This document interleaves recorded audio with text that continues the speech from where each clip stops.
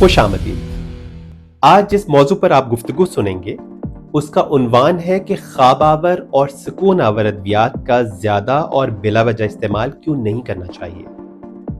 آئیے تحقیق کی روشنی میں یہ جاننے کی کوشش کرتے ہیں۔ سکون آور اور خواب آور ادویات، جنہیں بینزوڈائزیپائنز اور دیگر ناموں سے جانا جاتا ہے، بے خوابی اور اضطراب کے علاج کے لیے استعمال ہوتی ہیں۔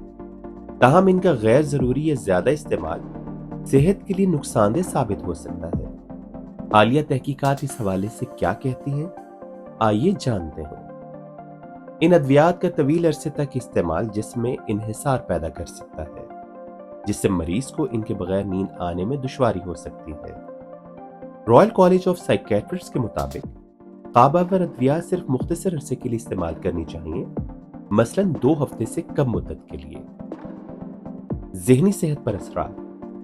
ان ادویات کا غیر ضروری استعمال ذہنی صحت پر منفی اثر ڈال سکتا ہے۔ بی بی سی کی ایک رپورٹ کے مطابق بچوں میں اینٹی ڈپریسنٹ ادویات کا بڑھتا ہوا استعمال باعث تشویش ہے، کیونکہ یہ ان کی ذہنی صحت کو متاثر کر سکتا ہے۔ جسمانی صحت کے مسائل۔ خواب آور ادویات کا زیادہ استعمال جسمانی صحت کے لیے بھی نقصان دہ ہو سکتا ہے۔ DW کی ایک رپورٹ کے مطابق ان ادویات کے استعمال سے الزائمر کے خطرات میں اضافہ ہو سکتا ہے۔ متبادل طریقے۔ بے خوابی کے علاج کے لیے ادویات کی بجائے متبادل طریقے بھی مؤثر ثابت ہو سکتے ہیں۔ ایک رپورٹ کے مطابق بعض جڑی بوٹیاں نیند کے مسائل میں مددگار ثابت ہو سکتی ہیں۔ ان تمام نکات کو مد نظر رکھتے ہوئے ضروری ہے کہ ہم سکون آور اور خواب آور ادویات کا استعمال صرف مستند طبی مشورے کے تحت کریں اور غیر ضروری یا زیادہ استعمال سے گریز کریں۔ اپنی صحت کا خیال رکھیں اور کسی بھی دوا کے استعمال سے پہلے اپنے معالج سے مشورہ ضرور کریں۔